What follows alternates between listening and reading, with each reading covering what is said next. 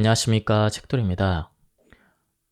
오늘 소개해드릴 책은 내면 소통입니다. 저자는 김주환, 출판사는 인플루엔셜입니다. 저자 소개를 간단하게 하겠습니다. 김주환, 현재 연세대학교 언론홍보영상학부 교수로 재직 중이며 김주환의 내면 소통이라는 유튜브를 운영하고 있습니다. 이 책은 700페이지가 넘는 방대한 양으로 되어 있는 책입니다. 전체를 요약해 드릴 수는 없고요. 제가 감명 깊게 읽은 배경자아 부분과 그리고 움직임 영상 부분을 요약해서 설명드리는 식으로 진행하도록 하겠습니다. 그럼 머릿말부터 보도록 하겠습니다. 내면 소통은 내가 나와 하는 소통이다. 혼자 생각하는 것, 기억하는 것, 느끼는 것, 혼자 중얼대는 것. 이것이 모두 내면 소통이다. 또 다른 사람들과 대화할 때도 내면 소통이 내 안에서 계속 진행되고 있음을 뇌과학의 여러 연구 결과가 보여주고 있다. 다른 사람의 의도나 감정을 파악하는 것도 내면 소통이다. 책을 읽거나 영화를 보거나 음악을 들을 때 혹은 소셜미디어를 사용할 때나 글을 읽을 때나 글을 쓸 때도 내면 소통은 항상 일어나고 있다. 한마디로 모든 소통은 내면 소통에서 시작해서 내면 소통으로 귀결된다.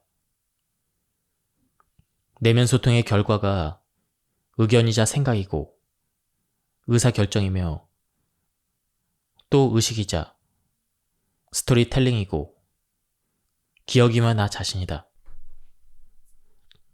여러 자아에 대한 분류법은 몇 가지가 존재하지만 일반적으로 널리 받아들여지는 방법은 지금 여기서 특정한 경험을 하는 경험자아와 경험한 것을 일화 기억으로 축적하는 기억자아로 구분하는 것이다. 기억자아는 개별자아 혹은 에고라고도 불리며 일상적인 자아 정체성을 의미하기도 한다. 그리고 경험자아나 기억자아의 존재를 알아차리는 배경자아가 있다. 예를 들어보자. 나는 지금 음악을 듣고 있다. 이때 지금 듣고 있는 음악이 참 좋다고 느끼는 것이 경험 자아이다. 그리고 음악을 들으며 예전에 누구와 어디에서 이 음악을 들었지? 이런 기억을 떠올리는 것이 기억 자아이다. 이러한 경험 자아와 기억 자아의 존재를 알아차리는 것이 배경 자아이다. 다양한 형태의 내면 소통 중에서도 마음 근력 훈련의 핵심이 되는 것이 바로 이 배경 자아의 알아차림이다. 배경 자아의 존재는 조용히 늘 우리의 의식 저편에 있기에 우리는 일상생활 속에서 그 존재를 잊고 지낸다. 그저 경험자아나 기억자아가 나의 본 모습이라 착각하고 살아가는 것이다.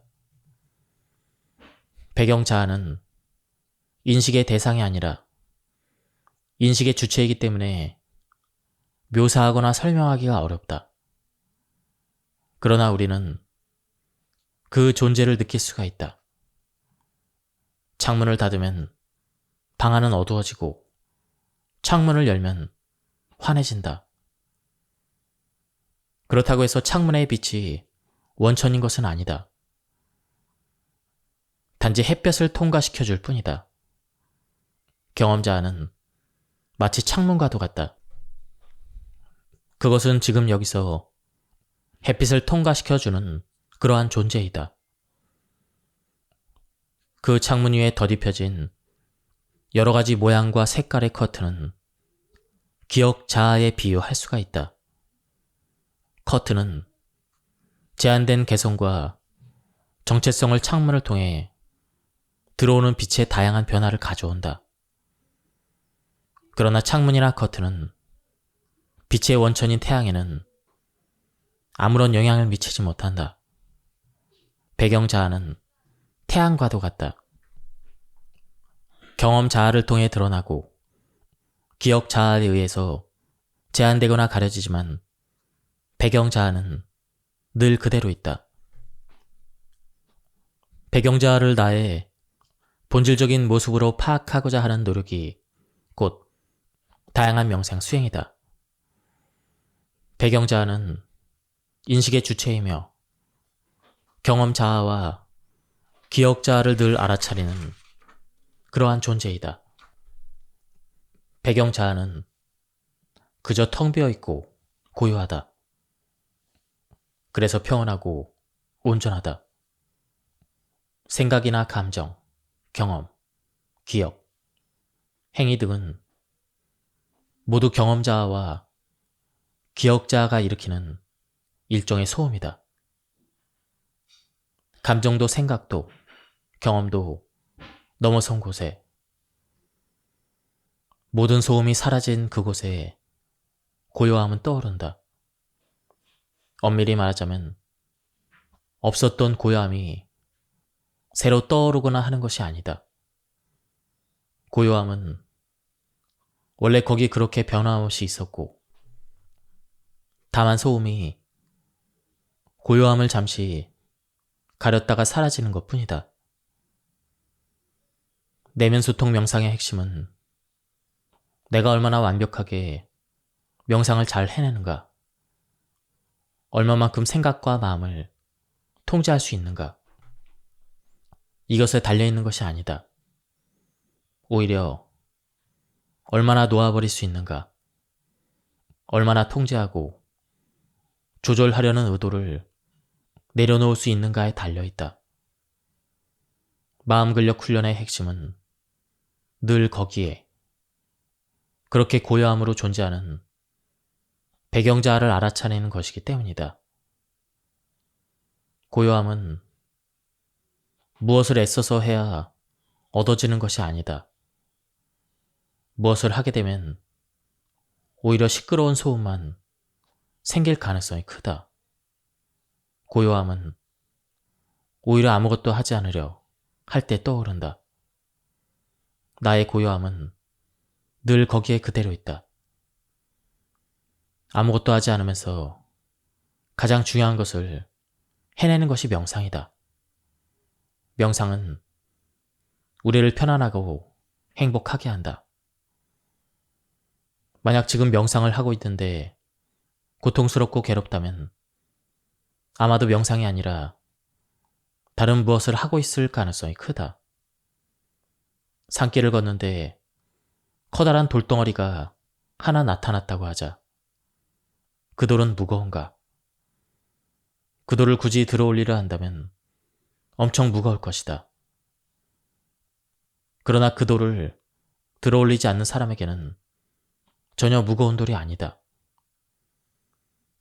돌을 들고 있으면서 내려놓지 못하는 사람들에게만 돌은 무거움에 고통을 준다.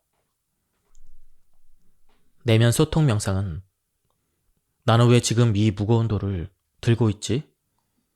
하는 질문에서 시작한다. 악착같이 이 돌을 들고 있어야겠다는 집착은 어디에서 왔는가? 이 돌을 내려놓는 것이 마치 삶이 끝나기라도 하는 것처럼 두렵게 느껴지는 이유는 무엇인가? 이 두려움의 근원은 무엇인가?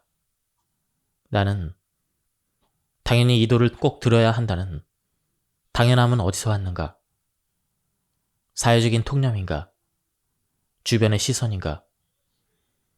확실한 것은 나의 이러한 생각들이 배경 자아로부터 온 것은 아니라는 사실이다. 나는 반드시 이 돌을 들어야만 하는 사람이다. 이렇게 생각하는 것은 기억 자아이고, 돌이 너무 무거워서 고통스럽다라고 느끼는 것은 경험 자아이다. 경험 자아는 이러한 집착과 고통을 조용히 알아차릴 뿐이다. 무거운 돌을 들고 있겠다는 집착을 내려놓는 데는 용기가 필요하다. 돌을 내려놓는 힘이 곧 마음 근력이다. 명상은 집착을 내려놓는 훈련이다. 편도체는 두려움과 공포의 감정을 유발하는 중심축이다. 분노나 짜증, 무기력이나 우울감 등의 부정적인 감정은 두려움이 지속될 때 나타나는 좌절감의 표현이다. 모든 부정적인 감정의 근원이 두려움이다. 편도체가 활성화되면 두려움을 느끼게 되고 반복적으로 활성화되는 편도체는 조그만 자극에도 크게 반응하는 공포 회로를 형성한다. 이때 마음 근력의 기반인 전전두피질의 신경망의 기능은 저하되게 된다. 사자에게 쫓기는 순간 얼룩말의 체내에는 엄청난 양의 스트레스 호르몬이 분비하게 된다. 하지만 늘 사자의 공격 위험에 노출된 채 살아가는 얼룩말에게는 신기하게도 만성적인 스트레스라는 것이 없다. 사자의 추적이라는 비상사태는 금방 결판이 나기 때문이다. 잡아먹히든지 도망치든지 수분 이내의 상황은 종료된다. 세폴스키 교수는 사자의 추적을 성공적으로 물리친 얼룩말은 다시 평화롭게 눈앞의 풀을 뜯어먹을 뿐이라고 주장한다. 자신을 공격했던 사자를 떠올리며 분노하지 않고 내일 또 사자가 나타나면 어떡하나 미리 걱정하지도 않는다. 지금 여기에 집중할 뿐, 그러다가 사자가 또 나타나면 그때 다시 열심히 도망을 친다. 멧돼지를 마주친 원시인도 마찬가지였을 것이다. 위기 모드가 오래 계속되지 않았던 원시인에게는 만성 스트레스가 매우 드문 일이었다. 하지만 현대인들이 마주하는 멧돼지들 가운데 10분 이내에 해결되는 것은 거의 없다.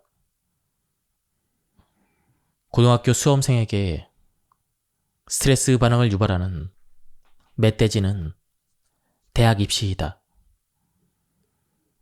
수능이라는 엄청난 멧돼지는 수년간 학생들을 압박하며 다가온다. 도무지 편도체가 가라앉을 틈을 주지 않는다. 직장인이나 자영업자도 마찬가지다. 편도체의 활성화는 만성 스트레스를 유발해 몸만 아프게 하는 것이 아니라 전전두피질의 기능도 크게 떨어뜨린다. 편도체의 지속적인 활성화는 전전두피질을 중심으로 하는 신경망의 활성도를 전반적으로 약화시켜 마음 근력을 제대로 발휘하기 어렵게 만든다. 반대로 전전두피질이 활성화되면 편도체를 억제하고 통제할 수가 있다. 배경자아 알아차리기. 우리는 배경자아의 존재를 분명하게 느낄 수는 있으나 하나의 대상으로서 바라보거나 인지할 수는 없다. 배경자아는 인식의 주체이지 대상이 아니기 때문이다. 인식 대상이 아니기에 의식에는 떠오르지 않는다. 우리의 생각과 언어 세계에서 나라는 것은 자의식을 지칭하지만 실제로 나는 자의식을 포괄하면서도 그것을 훨씬 더 뛰어넘는 존재이다. 자의식 밖에 있으면서도 자의식을 계속 지켜보고 있는 존재가 바로 배경자아이다. 나의 뒤에 있는 나인 배경자아는 언제나 나와 함께 있다. 그런데도 우리는 배경자아를 잊은 채 살아간다.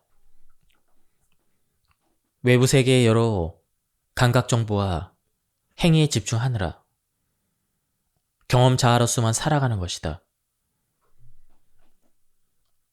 하지만 배경자아의 존재를 알아차리는 순간이 우리가 진정 지금 여기에 존재하는 순간이다. 언제든 내면의 주의를 집중하기만 하면 우리는 경험자의 바쁜 움직임 뒤에 조용히 존재하는 배경자아를 알아차릴 수가 있다. 마음 근력을 강화하기 위해서는 이 배경자아의 존재를 의식적으로 알아차리고 배경자아의 습관적인 스토리텔링 방식을 한 걸음 떨어져 바라보는 능력을 길러야 한다. 이러한 경험자아가 습관적으로 만들어내는 이야기에 수동적으로 휩쓸리지 않고 건강한 방향으로 능동적으로 바꿔나갈 수 있기 때문이다. 지금 당신의 배경자아를 발견해보자. 사실 배경자아는 인식의 대상이 아니므로 발견이라기보다는 그냥 알아차리기라고 하는 것이 더 명확한 표현일 것이다. 지금 당신은 이 글을 읽고 있다. 독서라는 행위를 하는 것이다. 이 책을 읽으면서 지금 저자인 내가 하는 이야기에만 집중한다면 당신은 그저 책을 읽는 중이고 따라서 경험자아로서만 존재하는 것이다. 잠시 호흡에 집중하면서 마음을 차분히 가라앉힌 뒤에 책을 계속 읽어가되 내가 지금 책을 읽고 있다라는 사실에도 집중을 해보자. 지금 이 순간 책을 읽으면서 바로 여기 이 문장을 읽으면서 동시에 이 문장을 읽는 당신을 바라보라. 이때 당신은 나는 지금 책을 읽고 있다라는 사실을 알아차릴 수가 있다. 이러한 자각이 곧 알아차림이다.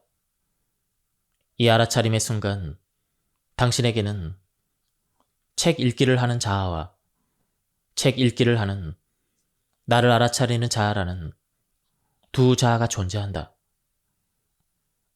이 알아차리는 나가 바로 배경 자아이다.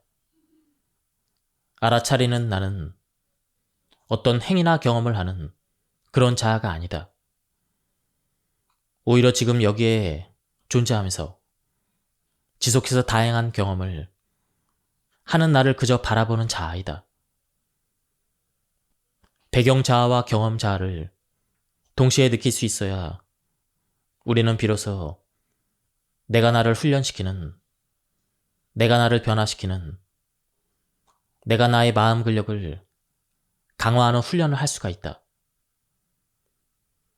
배경자아를 알아차리는 것이야말로 내면 소통의 출발점이자 마음 근력 훈련의 첫걸음이다. 대부분의 부정적인 정서는 변하지 않는 고정된 실체로서의 나라는 개념에서 비롯된다. 고정된 실체로서의 나라는 것이 일종의 환상이자 몽상이고 거품이자 허상이라는 것을 깊이 깨닫게 되면 그 순간 두려움이나 분노는 즉시 사라진다. 우리가 다른 사람들과 갈등과 괴로움을 겪는 근본적인 이유는 나 자신이 하나의 견고한 실체로서 영원히 지속되리라는 환상을 갖고 있기 때문이다. 그러나 나라는 나는 견고한 실체가 아니다. 스쳐 지나가는 봄바람 같은 존재이고 물거품이나 이슬방울처럼 잠시 머물다 사라지는 존재이며 게다가 하나가 아니라 여럿이다. 이러한 변하지 않는 실체로서의 나라고 할 수 있는 것은 아무것도 없다라는 깨달음에서 깊은 평정심을 얻게 된다. 그래야 편도체는 차분해지고 전전두피질은 활성화된다. 그래야 깊이 있는 내면 소통이 가능해지며 진정한 자유와 행복감을 누릴 수가 있다. 그래야 마음 근력이 강화된다. 배경 자아와 경험 자아의 관계는 영화관의 스크린과 그 스크린에 비치는 영상에 비유할 수가 있다. 배경 자아는 스크린과 같다. 스크린은 항상 거기에 있으며 그 자체에는 어떠한 이미지도 색깔도 모양도 없다. 그렇기에 영상기를 통해 쏟아져 나오는 다양한 이미지를 그대로 담아낼 수가 있다. 스크린에 비치는 영화 내용이 바로 경험 자아이다. 스크린 위에 시시각각 나타나는 영상은 우리 의식에 끊임없이 드러나는 경험이다. 영화를 볼 때 우리는 스크린을 바라보면서도 영화에 집중하느라 스크린의 존재를 느끼지 못한다. 그러나 우리는 스크린이 거기에 그렇게 존재한다는 사실을 언제든지 알아차릴 수가 있다. 배경 자아와 경험 자아의 관계는 바다와 파도의 관계에 비유할 수도 있다. 바다는 항상 변함없이 거기 그렇게 존재한다. 시시각각 변화하는 것은 바다 표면에 잠시 나타났다 사라지는 파도이다. 파도가 울렁일 때 우리는 그 파도를 볼 수 있고 경험할 수가 있다. 이 파도와 저 파도를 구분할 수도 있다. 그러나 그러한 개별적인 파도는 곧 사라지고 만다. 파도와 바다는 서로 구분되지만 그러한 구분은 일시적일 뿐 근본적인 구분은 아니다. 바다와 파도는 실상은 동일한 존재이다. 파도가 일렁이는 것은 바다의 수면에서 뿐이다. 수면 아래에는 거대한 바다가 고요하게 존재한다. 깊은 바닷속에는 고요함과 평화가 존재한다. 마치 스크린 자체에는 아무런 영상도 없는 것처럼 배경 자아는 그 자체로서 평화롭고 고요한 존재이다. 호흡을 가다듬고 내 마음과 생각과 느낌이 흘러가는 것을 한 걸음 떨어져서 조용히 지켜볼 때 우리는 내 뒤에 있는 또 다른 나의 존재를 느낄 수가 있다. 뇌과학에서는 외부 사물이나 사건보다는 자기 자신의 주의를 집중하는 것, 이것을 포괄적으로 자기 참조 과정이라고 한다. 진정한 나는 자의식 뒤편의 어딘가에 배경으로 존재하는 배경 자아임을 통찰력 있게 노래하는 시가 하나 있다. 그 시의 이름은 나는 내가 아니다라는 시이다. 내가 알지 못해도 늘 내 옆에 있는, 때로 내가 볼 수도 있지만 때로는 잊어버리는 그런 존재라고 표현했다. 내가 죽을 때도 여전히 내 곁에 서 있을 그런 존재가 진짜 나이며 그것이 곧 배경 자아이다. 다음은 감정에 대한 부분을 보도록 하겠습니다. 감정에는 긍정적인 것이나 부정적인 것이 따로 있지 않다. 왜냐하면 긍정적인 정서는 엄밀히 말해서 정서가 아니기 때문이다. 부정적 감정에 다양한 실체가 있는 것도 아니다. 감정의 실체는 부정적 감정 단 하나뿐이다. 그리고 그것의 본질은 두려움 하나뿐이다. 두려움에서 좌절감과 우울감이 오고 분노와 공격 성향이 나온다. 불안감은 여러 가지 다양한 형태로 나타나는 모든 부정적 감정의 근원이다. 두려움과 분노가 별개의 실체인 양 개념화되고 연구되는 것은 마치 가랑비와 소나기를 별개의 실체인 양 다루는 것과 마찬가지라고 할 수가 있다.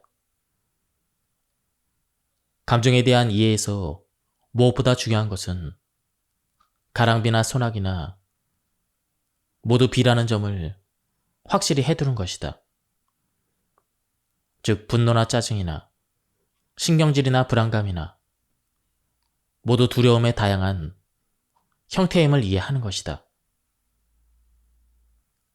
해결되지 않는 두려움 때문에 좌절감에 빠지고 그에 따라 공격적인 반응이 나오는 것을 분노라고 한다면 두려움과 분노는 본질적으로 다른 감정이 아니다.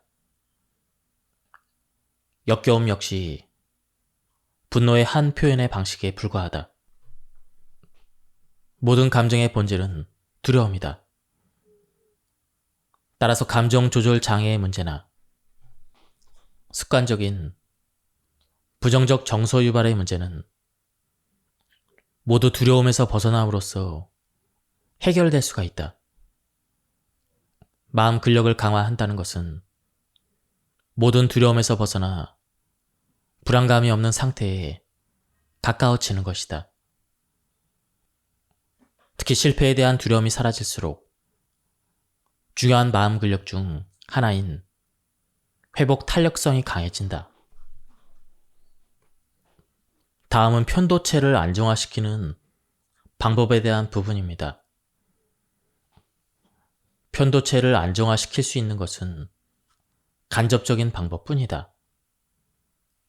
몸 상태를 편도체가 활성화되었을 때와 반대되는 상태로 만들어서 지금은 긴장을 하거나 두려워할 필요가 없다는 신호를 내줘야 한다. 편도체가 활성화되면 몸 여기저기에서 근육이 수축하기 시작한다. 특히 이를 악물 때 사용되는 턱 근육, 안면 근육, 목과 어깨 근육, 복부 등의 긴장이 발생하고 호흡은 불규칙해진다. 한마디로 이를 악물고 어깨를 잔뜩 움츠린 상태로 거칠게 호흡하는 것이 편도체가 활성화된 전형적인 몸 상태이다.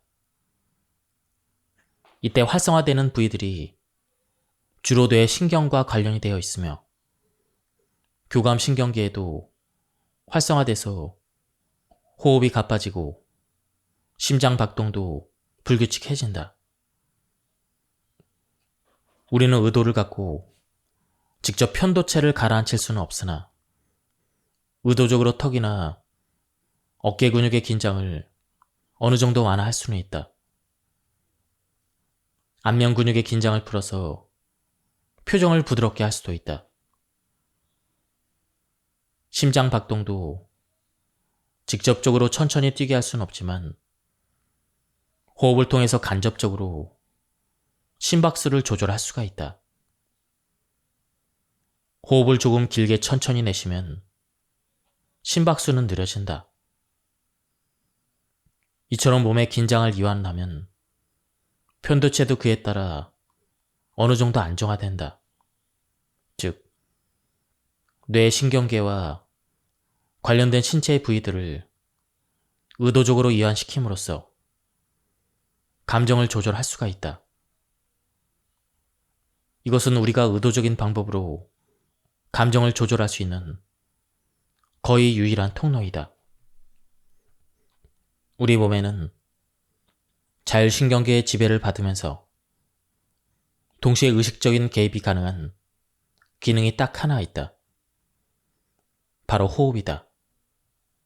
호흡은 심장 박동이나 장운동처럼 우리가 의식하지 않아도 잠을 잘 때나 깨어있을 때나 저절로 일어나는 자율신경 기능이다. 심장 박동처럼 필요에 따라 저절로 빨라지기도 하고 느려지기도 한다. 그러나 심장 박동과는 달리 의식적인 개입이 가능하다. 우리는 의도적으로 숨을 잠시 멈출 수도 있고 크게 내쉬거나 들이쉴 수도 있다. 우리 몸의 기능 중에서 완벽하게 자율신경계의 지배를 받으면서 동시에 의도적으로 통제가 가능한 기능은 호흡밖에 없다. 호흡은 우리가 스스로 자율신경계에 관여할 수 있는 가장 효과적인 방법이다. 호흡은 우리가 스스로 자율신경계에 관여할 수 있는 가장 효과적인 방법이다. 호흡은 우리의 마음의 저 깊은 곳, 저 무의식의 심연으로 내려갈 수 있는 유일한 통로인 셈이다. 지금 한번 숨을 크게 들이쉬었다가 천천히 내쉬어보자. 이 단 한 번의 호흡만으로도 당신은 당신의 감정 상태에 개입할 수가 있다. 실제로 단 한 번의 깊은 호흡만으로도 편도체의 변화가 생긴다. 인류의 긴 역사 속에서 마음을 다루는 대부분의 종교나 스포츠 혹은 심신 단련에서는 호흡이 반드시 들어있다. 천천히 규칙적으로 호흡하면서 턱과 얼굴, 목과 어깨, 복부 등 근육의 긴장을 완화하면 편도체를 안정화시킬 수가 있다. 부정적인 정서는 이처럼 몸을 통해서 조절하는 것이 가장 효과적이다. 편도체 안정화 훈련은 나의 몸 상태를 알아차리고 몸의 목소리를 듣는 것에서 시작한다. 우리의 의식은 보통 외부의 사건이나 사물을 계속 향하기 마련이다. 그 의식의 방향을 180도로 돌려서 나의 내면으로 가져오는 것이 바로 내면 소통의 출발점이다. 그런데 편도체 안정화를 위해서는 우선 나의 의식과 의도를 내 몸으로 되돌리는 것이 중요하다. 내 몸이 나에게 주는 여러 가지 감각을 느끼고 어디가 긴장되고 이완되었는지를 알아차리고 동시에 호흡이 내 몸에 가져오는 변화와 느낌들에 계속 집중하는 것이 바로 내 몸과의 내면 소통이다.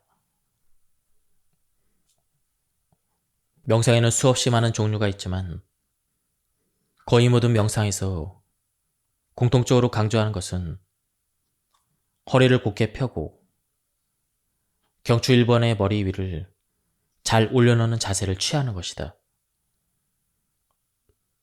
한마디로 똑바로 앉거나 서는 것이 핵심이다. 우리 몸에서 두개골과 직접 연결되는 유일한 부위인 경추 1번은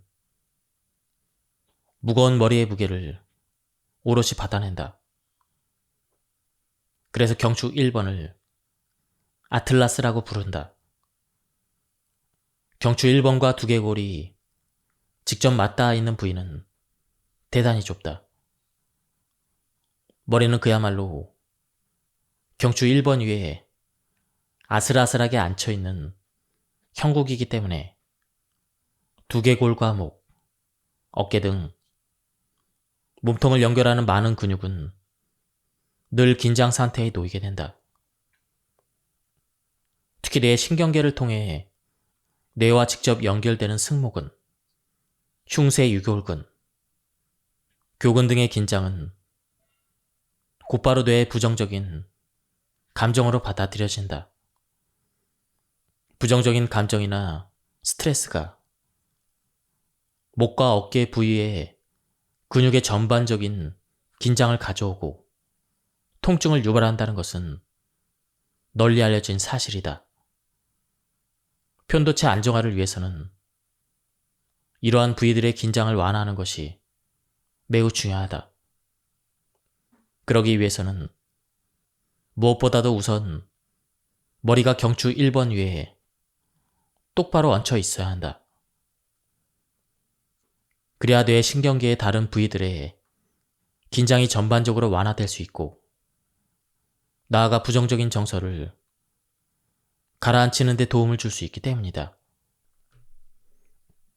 거의 모든 명상의 기본 자세인 똑바로 앉아서 어깨를 내려트리고 머리와 얼굴, 목, 어깨의 긴장을 이완시키면서 천천히 호흡에 집중하기는 편도체를 안정화하기 위한 가장 기본적인 방법이라 할 수가 있다. 그러면 뇌의 신경계를 이완하는 내면소통 명상을 시작하기 전에 우선 명상의 기본 자세에 대해서 한번 살펴보자.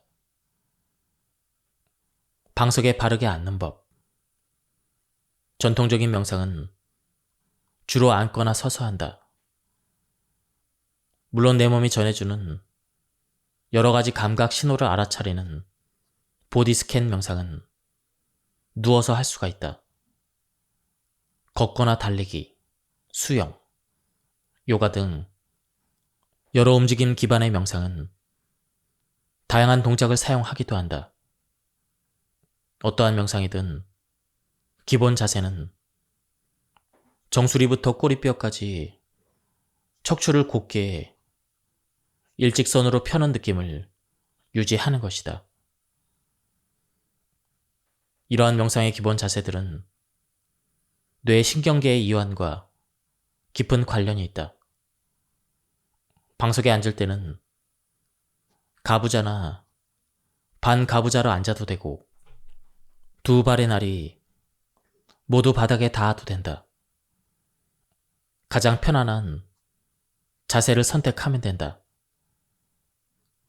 명상은 내 몸과 마음의 편안함과 고요함을 주는 것을 목표로 한다. 앉는 자세부터가 고통스러우면 명상을 제대로 할 수가 없다. 명상을 통해서 깊은 즐거움과 행복을 느끼도록 해야지 고통을 찾는 인내심을 발휘하려 해서는 안 된다. 명상을 위해서 바르게 앉는 법의 핵심은 편안하게 오래 앉아있는 것이다. 경추 1번 위의 두개골을 잘 올려놓기 위해서 꼬리뼈부터 정수리까지 일직선을 유지하는 것이 매우 중요하다. 다리 모양은 아무래도 상관이 없다. 엉덩이뼈 아래에 두툼한 방석을 하나 더 포개서 엉덩이 위치가 두 무릎보다 약간 더 높은 위치에 있도록 하면 허리를 곧게 펴고 좀 더 편안하게 오래 앉을 수 있을 수가 있다. 다리가 저리고 무릎이 아파도 꾹 참고 하는 것은 명상이라고 하기보다는 극기 훈련에 가깝다. 의자에 바르게 앉는 법. 의자에 앉았을 때도 꼬리뼈부터 정수리까지 일직선이 되도록 허리를 곧게 편다. 이를 위해서 의자 등받이에 허리나 등이 닿지 않도록 하자. 의자 앞부분에 걸터 앉는 것도 괜찮다. 두 발은 가지런히 해서 무릎이 바로 밑에 발목이 놓이도록 하고, 발바닥이 닿아 있는 두 발에 느낌에 집중을 한다. 바르게 눕는 법. 마룻바닥이나 카펫, 혹은 얇은 요가 매트 등 단단한 바닥 위에 곧바로 눕는다. 베개는 베지 않거나 수건을 두어 번 접어서 2cm 내외의 낮은 베개를 베도록 한다. 양손은 몸통에서 뒷뺨가랑 떨어진 위치에 편안하게 놓는다. 양발도 한 뼘 혹은 어깨 너비 정도로 벌린다. 양쪽 발가락 끝이 살짝 바깥쪽으로 벌어지도록 한다. 똑바로 눕는 것이 불편한 경우에는 양손을 머리 위로 올리는 만세 자세를 취해도 된다. 다음은 우리가 운동을 하면서 할 수 있는 움직임 명상에 대해서 알아보도록 하겠습니다. 모든 명상은 본질적으로 움직임 명상이다. 전 세계적으로 명상 열풍이 불고 있는 요즘 많은 사람이 명상에 대해서 관심을 보인다. 명상의 목적은 특별하거나 신비로운 형태를 경험하는 것이 아니다. 틈틈이 운동하는 습관은 건강에 좋다. 명상도 일상생활에서 꾸준히 조금씩만 해도 마음 근력 향상에 큰 도움이 된다. 명상의 핵심은 가만히 앉아서 생각을 잠재우는 것이 아니다. 오히려 적극적으로 자신의 몸과 마음에 주의를 기울이는 것이다. 호흡과 몸의 긴장을 가라앉힘으로써 지금 여기에 존재하기 위한 훈련이다. 명상의 핵심은 몸을 다스려 마음을 다스리는 것이다. 모든 수행은 몸을 통해 마음으로 가는 여정이다. 몸을 통해서만 지금 여기에 존재할 수가 있다.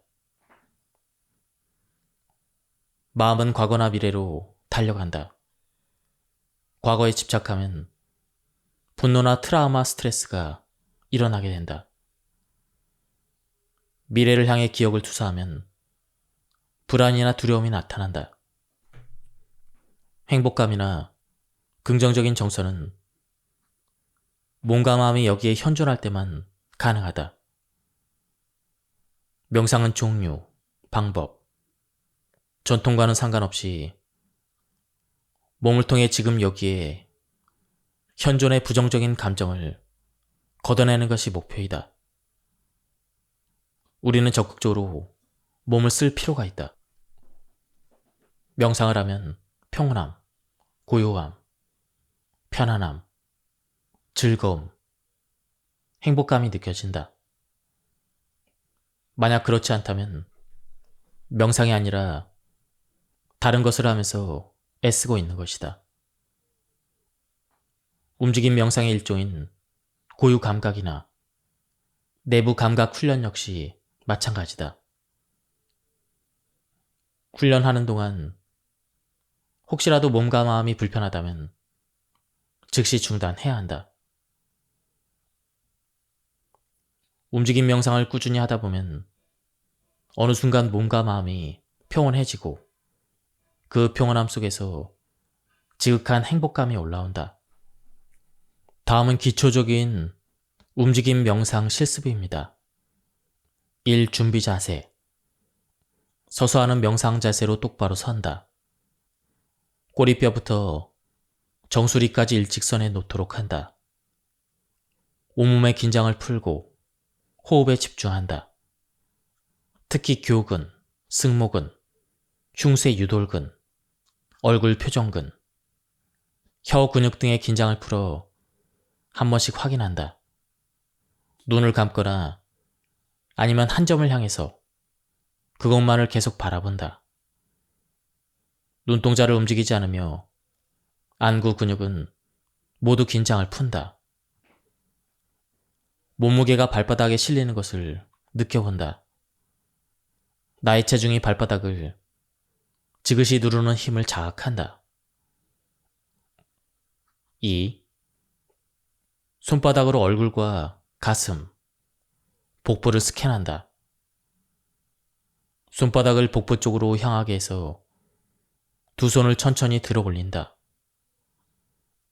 두 팔로 커다란 나무기둥을 얼싸하는 듯한 그러한 자세로 손바닥이 가슴, 목, 얼굴, 앞을 지나가도록 한다. 두 팔을 쭉 펴고 손바닥도 쭉 펴서 손가락 끝이 하늘을 찌르도록 하면서 고개를 젖혀 두 손을 바라본다. 두 손을 천천히 내리면서 얼굴은 정면을 향하게 하고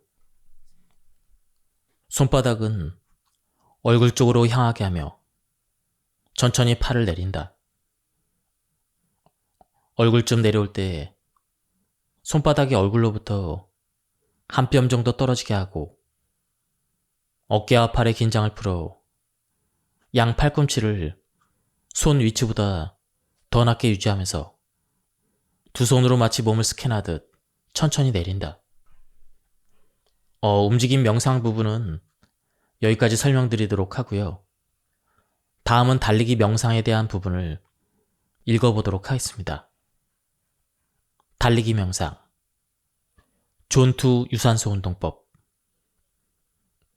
유산소 운동을 통해서도 고유 감각을 훈련할 수가 있다. 가장 쉽게 할 수 있는 유산소 운동인 천천히 달리기로 예를 들어보자. 우선 호흡에 집중하면서 꼬리 뼈부터 정수리까지 일직선을 유지하면서 긴장을 푸는 것이 중요하다. 목과 어깨와 팔과 다리와 몸통, 그 어떤 부분도 긴장되지 않도록 살피면서 천천히 달리기를 시작한다. 특히 복부의 긴장을 풀어서 배를 툭 풀어넣는다. 머리는 편안하게 세워서 정수리가 계속 하늘 쪽으로 올라간다는 느낌이 들도록 한다. 한편 승모근이 긴장되어 어깨가 들어 올리지 않도록 계속 어깨를 툭 떨어뜨린다. 귀와 어깨가 점점 멀어진다는 느낌이 들도록 한다. 양 팔꿈치는 대각선이 아니라 앞뒤로 움직이는 느낌을 유지하도록 한다. 두 손이 가슴 중앙선 앞쪽으로 오지 않도록 되도록 몸 양쪽으로 앞뒤로 움직이도록 해야 하며 그래야 어깨 근육이 긴장되지 않는다. 달리기를 시작해서 5분 정도 지나면 호흡과 심박수가 점차 안정된다. 이때부터 발바닥이 지면에 닿는 느낌, 팔과 다리에 전달되는 다양한 감각, 얼굴을 스치는 바람, 팔의 움직임이 주는 느낌 등 모든 감각을 알아차릴 수 있도록 집중한다. 한 걸음 한 걸음 달릴 때마다 발바닥에 전해지는 그 느낌이 매번 조금씩 달라지는 것도 알아차리도록 한다. 그러다 보면 호흡은 더욱 편안해지고 규칙적이 된다. 달릴 때 허리를 곧게 펴면서 편안하게 명상하는 느낌을 유지하면서 두 다리가 저절로 앞으로 쭉쭉 나아가는 듯한 느낌이 든다. 발바닥으로부터 발목, 무릎, 고관절, 허리, 등, 목 등의 주요 관절이 부드럽고 자유로워지며 마치 부드러운 구름 위를 달리는 듯 해진다. 어디를 언제까지 가야 한다는 의도도 없다. 지금 여기서 나는 오롯이 존재하며 호흡하고 있을 뿐이다. 지극한 행복감이 온몸에 퍼져간다. 이것이 고유 감각에 집중하는 유산소 운동으로서의 달리기 명상이다. 앉아서 하는 명상보다 훨씬 더 집중도 잘 되고 명상의 효과도 크다.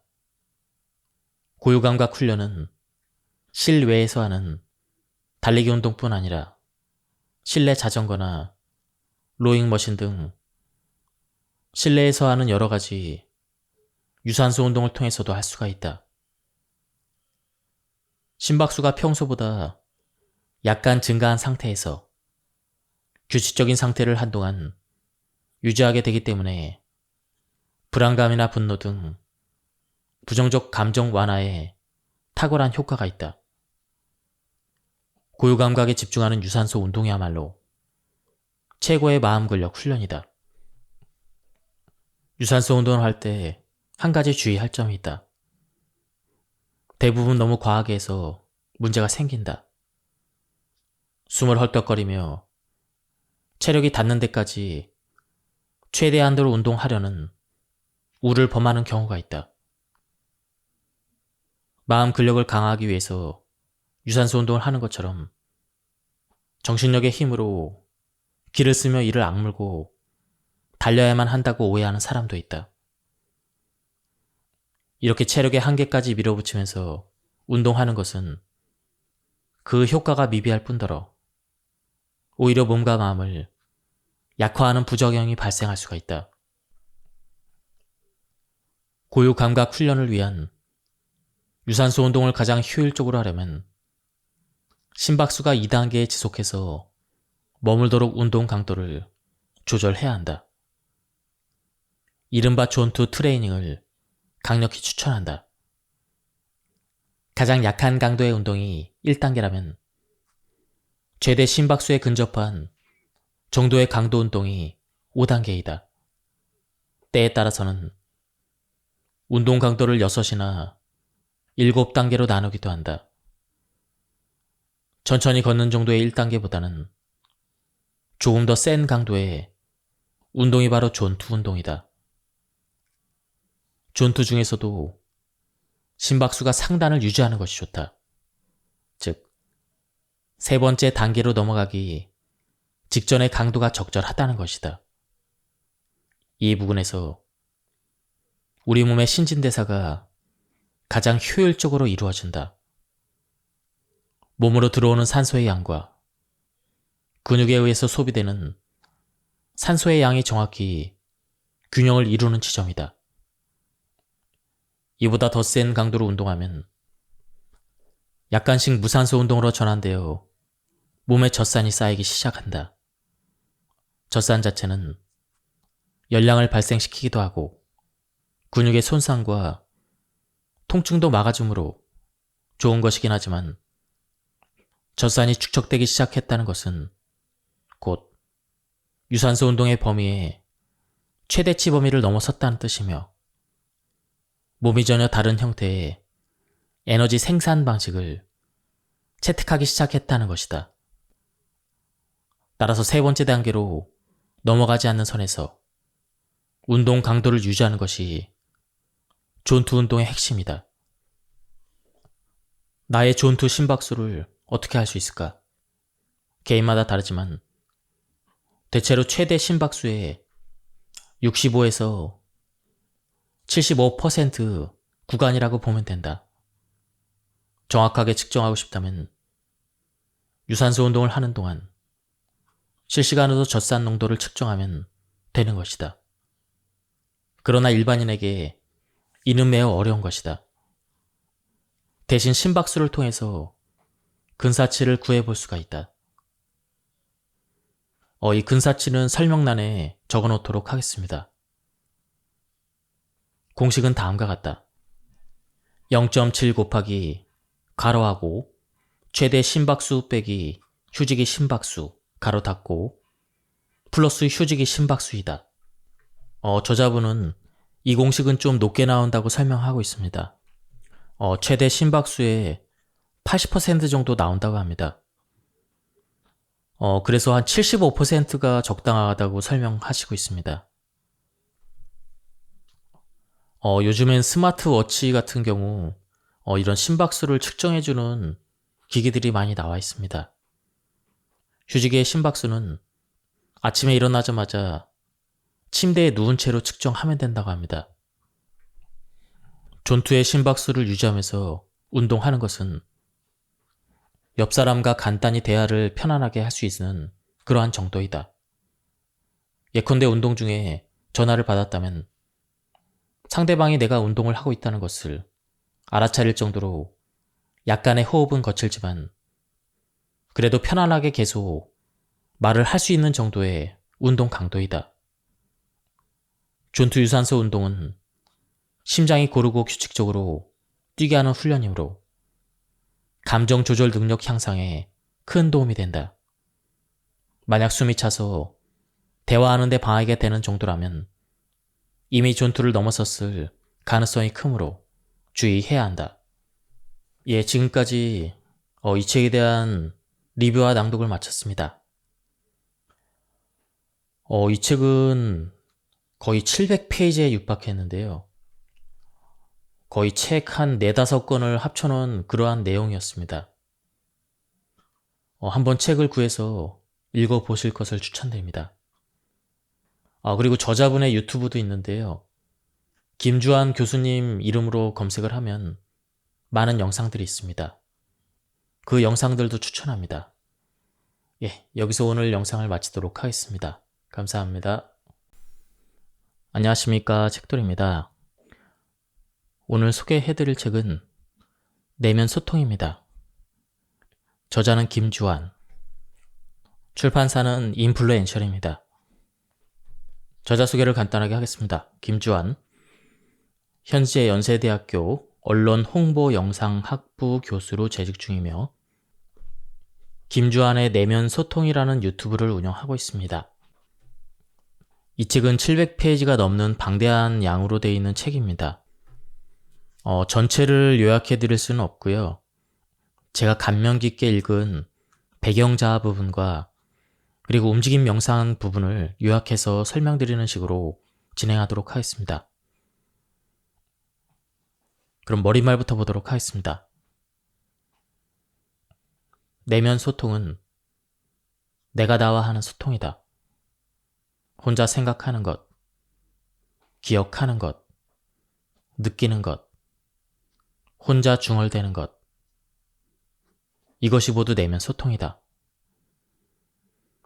또 다른 사람들과 대화할 때도 내면 소통이 내 안에서 계속 진행되고 있음을 뇌과학의 여러 연구 결과가 보여주고 있다.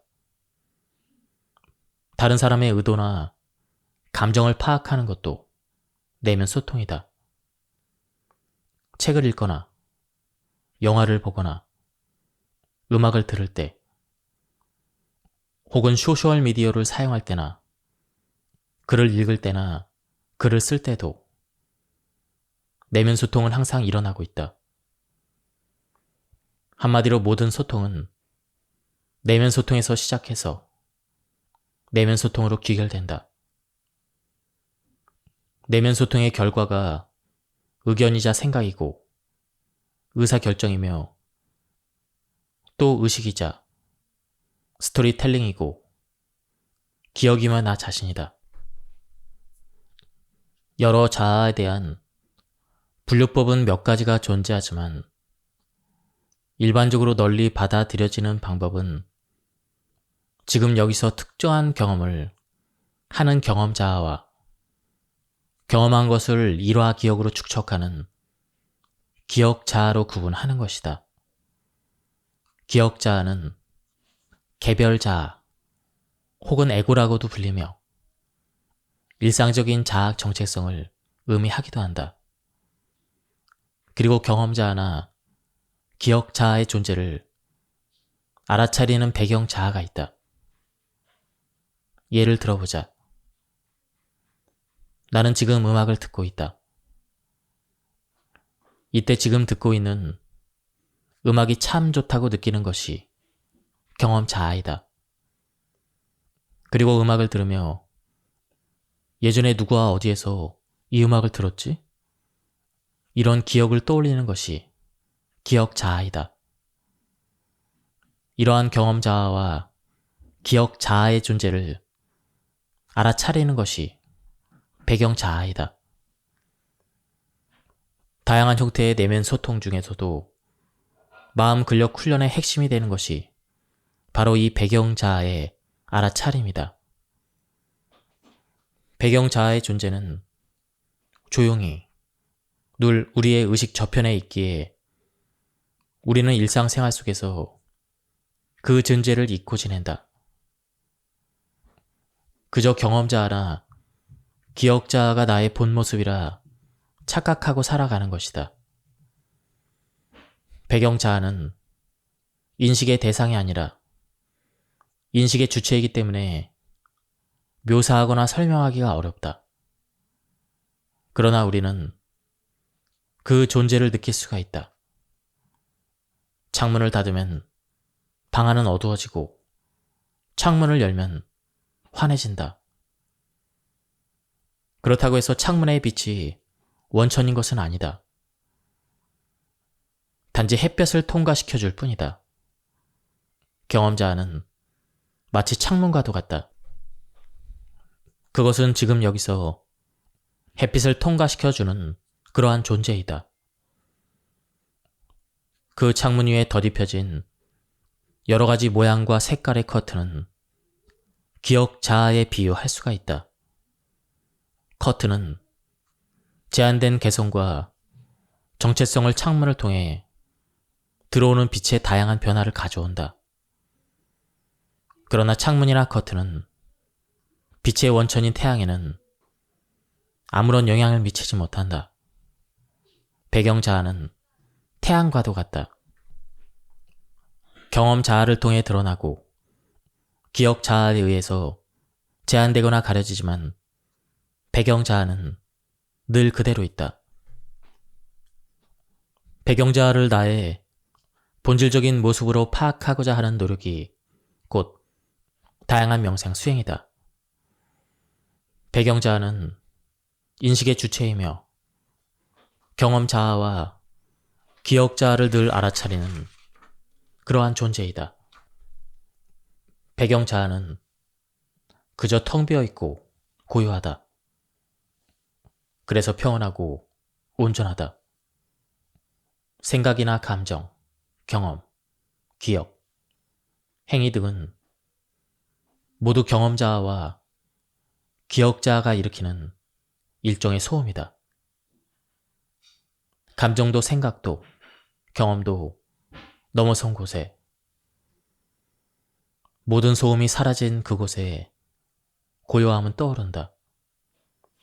엄밀히 말하자면 없었던 고요함이 새로 떠오르거나 하는 것이 아니다.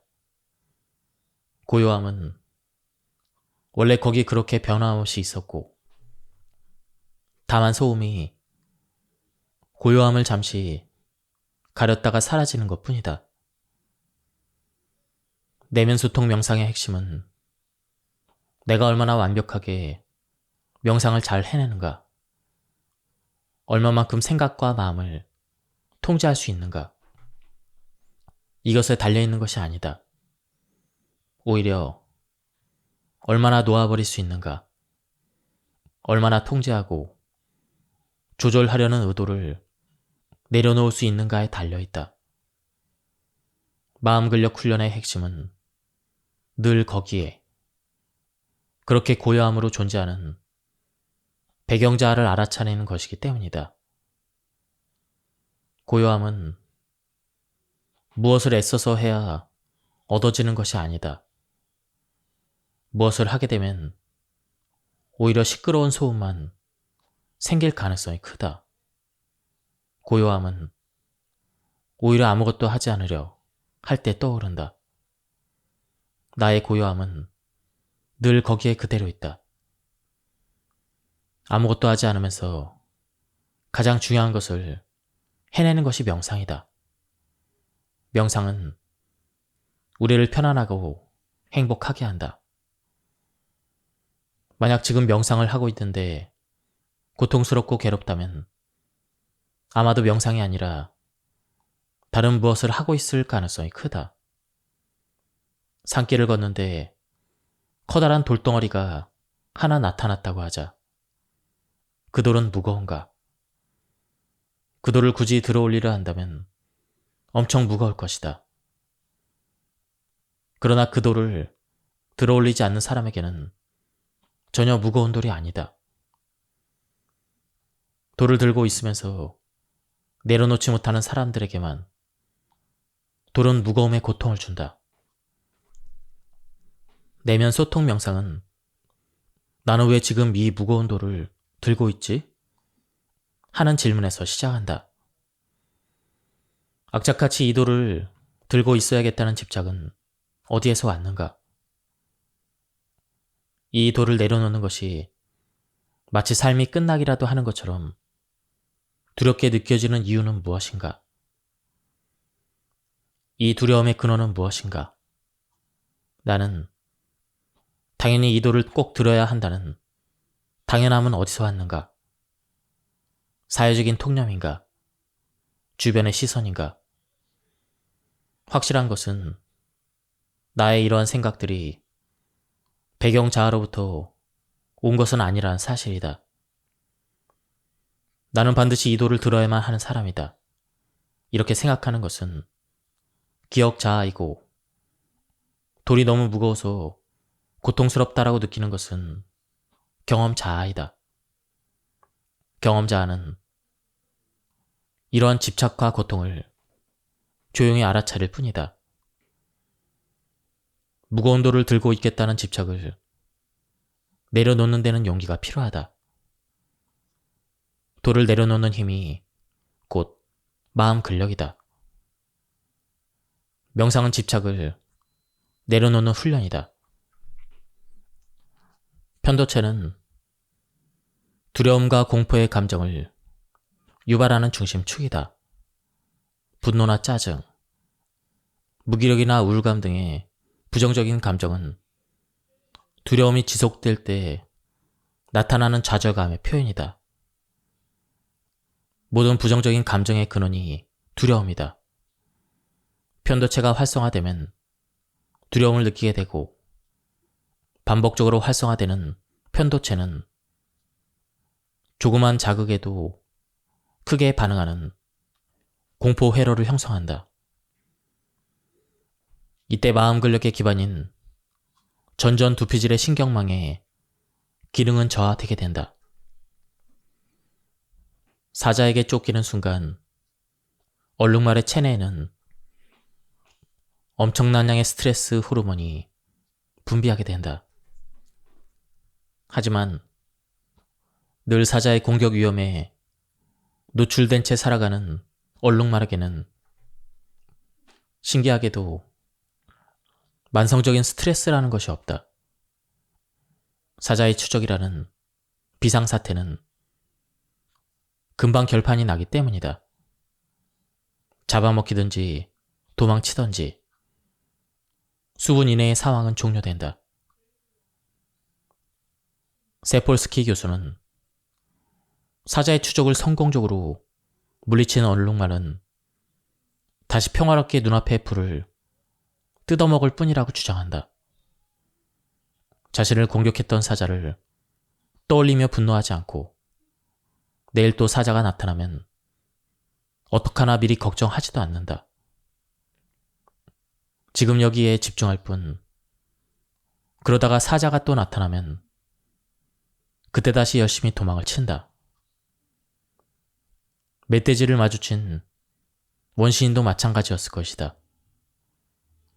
위기 모드가 오래 계속되지 않았던 원시인에게는 만성 스트레스가 매우 드문 일이었다. 하지만 현대인들이 마주하는 멧돼지들 가운데 10분 이내에 해결되는 것은 거의 없다.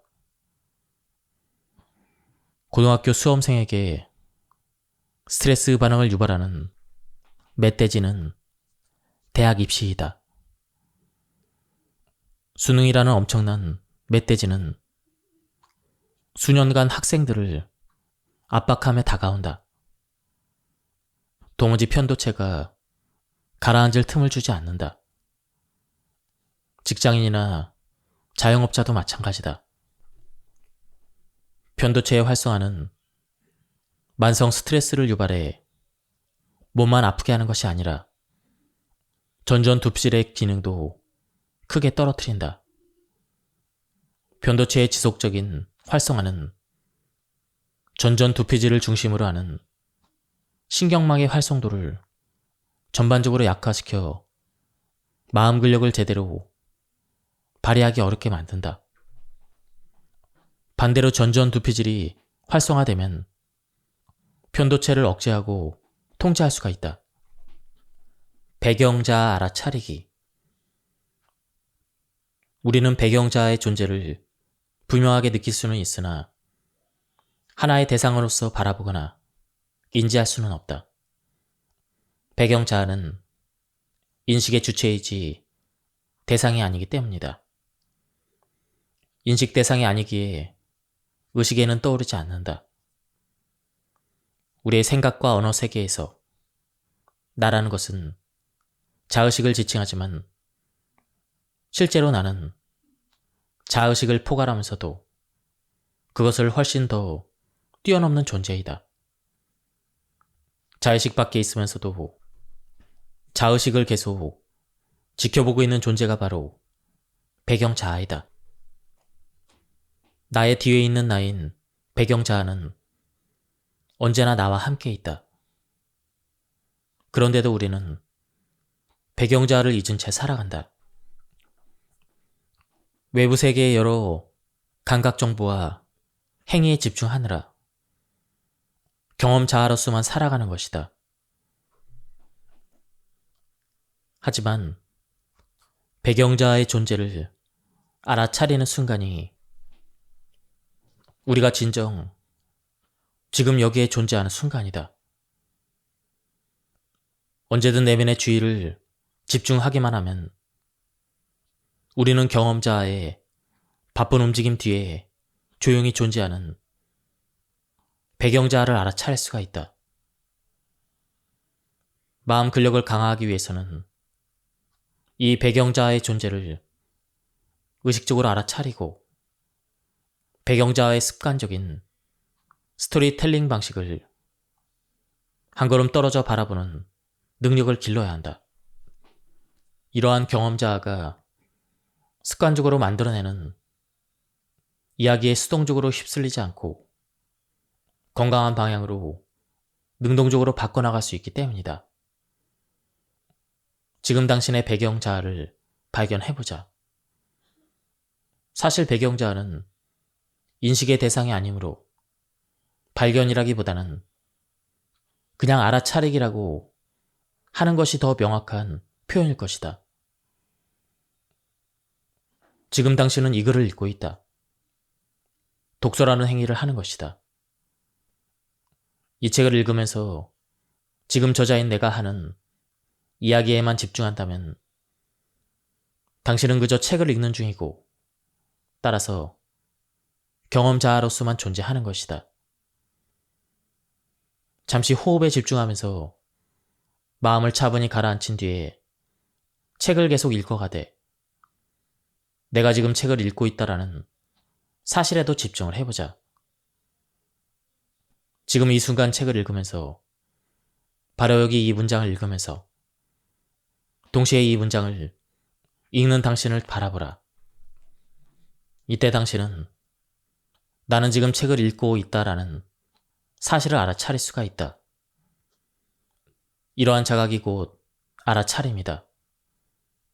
이 알아차림의 순간 당신에게는 책 읽기를 하는 자아와 책 읽기를 하는 나를 알아차리는 자아라는 두 자아가 존재한다. 이 알아차리는 나가 바로 배경자아이다. 알아차리는 나는 어떤 행위나 경험을 하는 그런 자아가 아니다. 오히려 지금 여기에 존재하면서 지속해서 다양한 경험을 하는 나를 그저 바라보는 자아이다. 배경자아와 경험자아를 동시에 느낄 수 있어야 우리는 비로소 내가 나를 훈련시키는, 내가 나를 변화시키는, 내가 나의 마음 근력을 강화하는 훈련을 할 수가 있다. 배경자아를 알아차리는 것이야말로 내면 소통의 출발점이자 마음 근력 훈련의 첫걸음이다. 대부분의 부정적인 정서는 변하지 않는 고정된 실체로서의 나라는 개념에서 비롯된다. 고정된 실체로서의 나라는 것이 일종의 환상이자 몽상이고 거품이자 허상이라는 것을 깊이 깨닫게 되면 그 순간 두려움이나 분노는 즉시 사라진다. 우리가 다른 사람들과 갈등과 괴로움을 겪는 근본적인 이유는 나 자신이 하나의 견고한 실체로서 영원히 지속되리라는 환상을 갖고 있기 때문이다. 그러나 나라는 나는 견고한 실체가 아니다. 스쳐 지나가는 봄바람 같은 존재이고 물거품이나 이슬방울처럼 잠시 머물다 사라지는 존재이며 게다가 하나가 아니라 여럿이다. 이러한 변하지 않는 실체로서의 나라고 할 수 있는 것은 아무것도 없다라는 깨달음에서 깊은 평정심을 얻게 된다. 그래야 편도체는 차분해지고 전전두피질은 활성화된다. 그래야 깊이 있는 내면 소통이 가능해지며 진정한 자유와 행복감을 누릴 수가 있다. 그래야 마음 근력이 강화된다. 배경 자아와 경험 자아의 관계는 영화관의 스크린과 그 스크린에 비치는 영상에 비유할 수가 있다. 배경 자아는 스크린과 같다. 스크린은 항상 거기에 있으며 그 자체에는 어떠한 이미지도 색깔도 모양도 없다. 그렇기에 영상기를 통해 쏟아져 나오는 다양한 이미지를 그대로 담아낼 수가 있다. 스크린에 비치는 영화 내용이 바로 경험 자아이다. 스크린 위에 시시각각 나타나는 영상은 우리 의식에 끊임없이 드러나는 경험이다. 영화를 볼 때 우리는 스크린을 바라보면서도 영화에 집중하느라 스크린의 존재를 느끼지 못한다. 그러나 우리는 스크린이 거기에 그렇게 존재한다는 사실을 언제든지 알아차릴 수가 있다. 배경 자아와 경험 자아의 관계는 바다와 파도의 관계에 비유할 수도 있다. 바다는 항상 변함없이 거기 그렇게 존재한다. 시시각각 변화하는 것은 바다 표면에 잠시 나타났다 사라지는 파도이다. 파도가 울렁일 때 우리는 그 파도를 볼 수 있고 경험할 수가 있다. 이 파도와 저 파도를 구분할 수도 있다. 그러나 그러한 개별적인 파도는 곧 사라지고 만다. 파도와 바다는 서로 구분되지만 그러한 구분은 일시적일 뿐 근본적인 구분은 아니다. 바다와 파도는 실상은 동일한 존재이다. 파도가 일렁이는 것은 바다의 수면에서 뿐이다. 수면 아래에는 거대한 바다가 고요하게 존재한다. 깊은 바다 속에는 고요함과 평화가 존재한다. 마치 스크린 자체에는 아무런 영상도 없는 것처럼 배경 자아는 그 자체로서 평화롭고 고요한 존재이다. 호흡을 가다듬고 내 마음과 생각과 느낌이 흘러가는 것을 한 걸음 떨어져서 조용히 지켜볼 때 우리는 내 뒤에 있는 또 다른 나의 존재를 느낄 수가 있다. 뇌과학에서는 외부 사물이나 사건보다는 자기 자신의 주의를 집중하는 것, 이것을 포괄적으로 자기 참조 과정이라고 한다. 진정한 나는 자의식 뒤편의 어딘가에 배경으로 존재하는 배경 자아임을 통찰력 있게 노래하는 시가 하나 있다. 그 시의 이름은 나는 내가 아니다라는 시이다. 내가 알지 못해도 늘 내 옆에 있는, 때로 내가 볼 수도 있지만 때로는 잊어버리는 그런 존재라고 표현했다.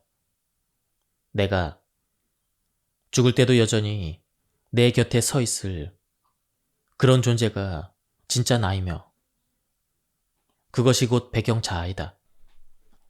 다음은 감정에 대한 부분을 보도록 하겠습니다. 감정에는 긍정적인 것이나 부정적인 것이 따로 있지 않다. 왜냐하면 긍정적인 정서는 엄밀히 말해서 정서가 아니기 때문이다. 부정적 감정에 다양한 실체가 있는 것도 아니다. 감정의 실체는 부정적 감정 단 하나뿐이다. 그리고 그것의 본질은 두려움 하나뿐이다. 두려움에서 좌절감과 우울감이 오고 분노와 공격 성향이 나온다. 불안감은 여러 가지 다양한 형태로 나타나는 모든 부정적 감정의 근원이다. 두려움과 분노가 별개의 실체인 양 개념화되고 연구되는 것은 마치 가랑비와 소나기를 별개의 실체인 양 다루는 것과 마찬가지라고 할 수가 있다. 감정에 대한 이해에서 무엇보다 중요한 것은 가랑비나 소나기나 모두 비라는 점을 확실히 해두는 것이다. 즉 분노나 짜증이나 신경질이나 불안감이나 모두 두려움의 다양한 형태임을 이해하는 것이다.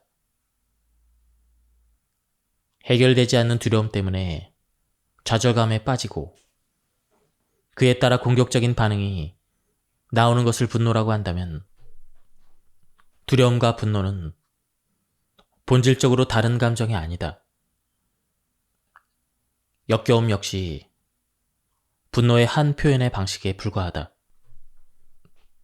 모든 감정의 본질은 두려움이다.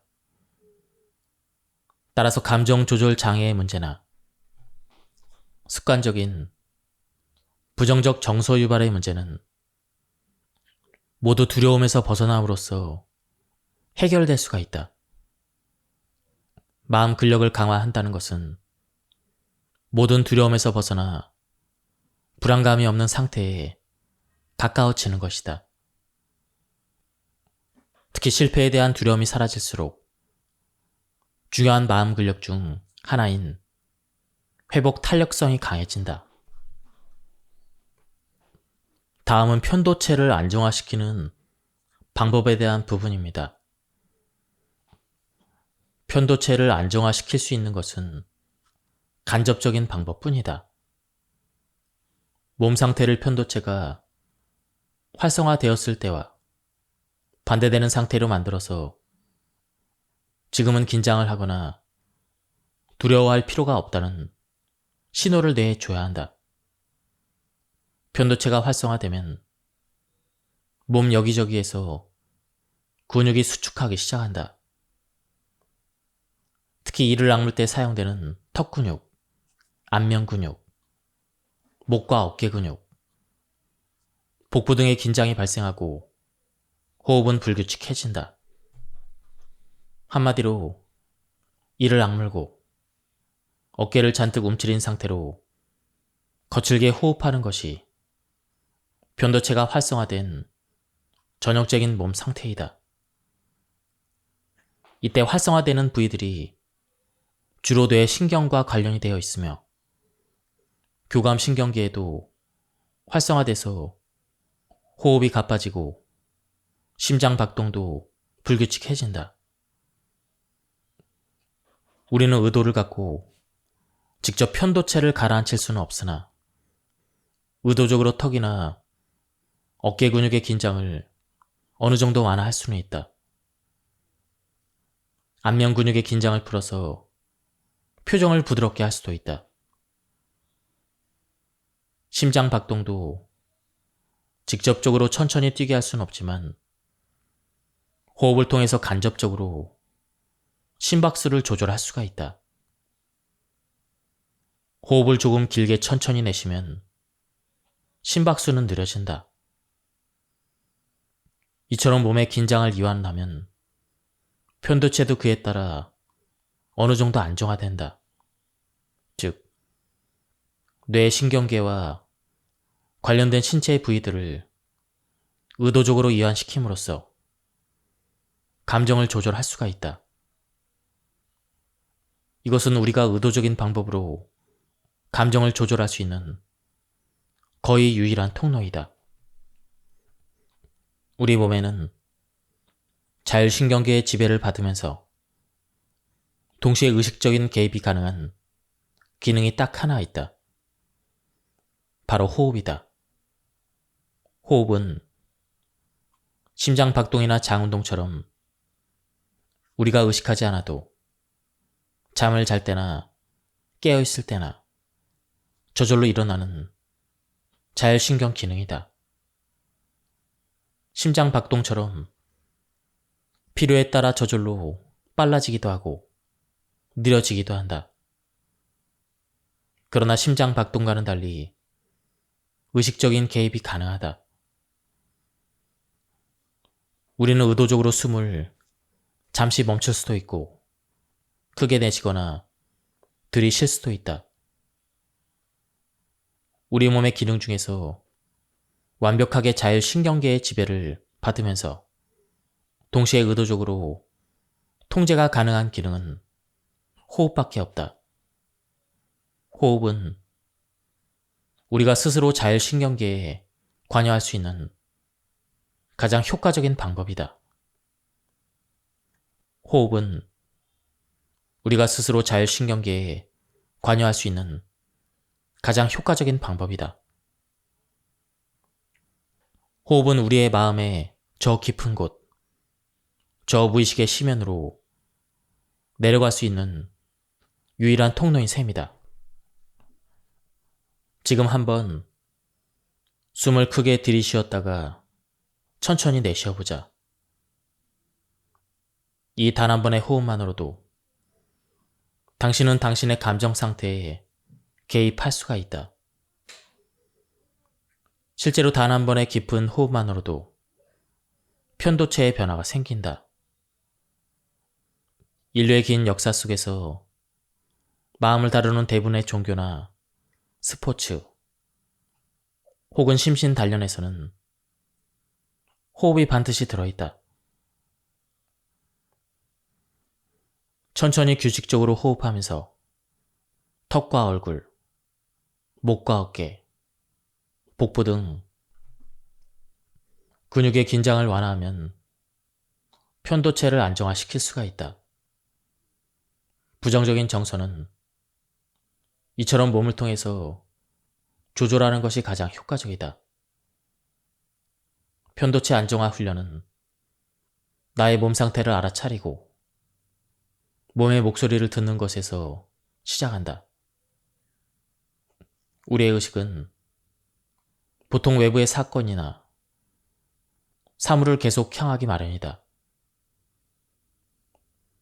그 의식의 방향을 180도로 돌려서 나의 내면으로 가져오는 것이 바로 내면 소통의 출발점이다.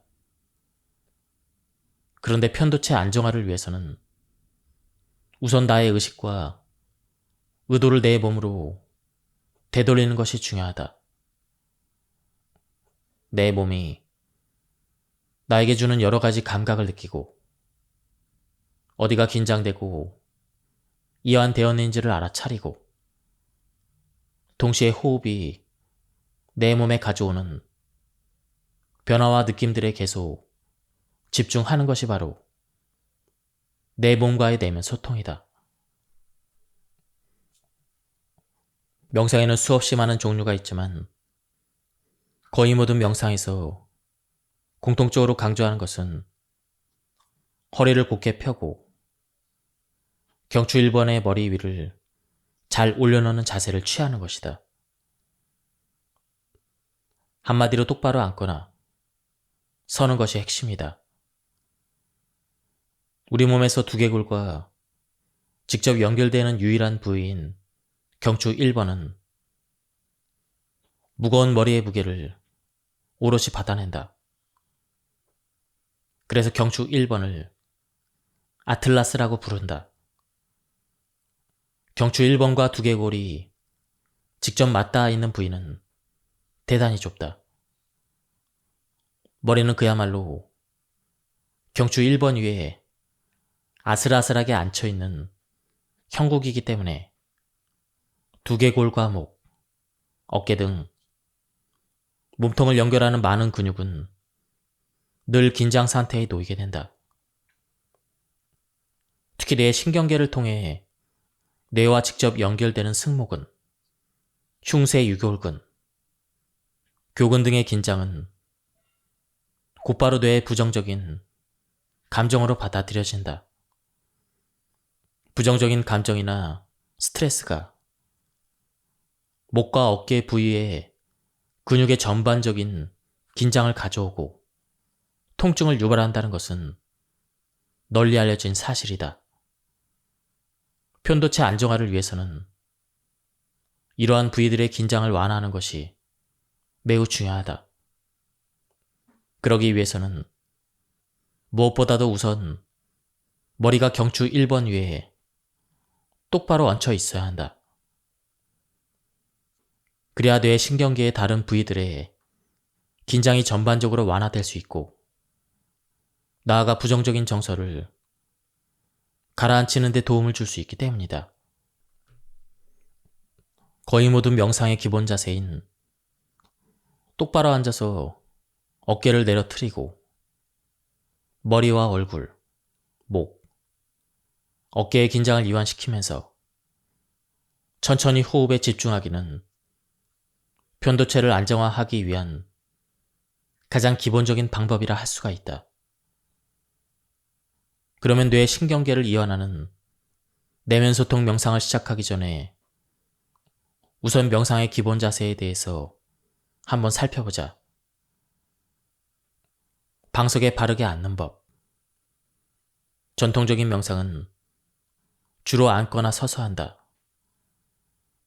물론 내 몸이 전해주는 여러 가지 감각 신호를 알아차리는 보디 스캔 명상은 누워서 할 수가 있다. 걷거나 달리기, 수영, 요가 등 여러 움직임 기반의 명상은 다양한 동작을 사용하기도 한다. 어떠한 명상이든 기본 자세는 정수리부터 꼬리뼈까지 척추를 곧게 일직선으로 펴는 느낌을 유지하는 것이다. 이러한 명상의 기본 자세들은 뇌 신경계의 이완과 깊은 관련이 있다.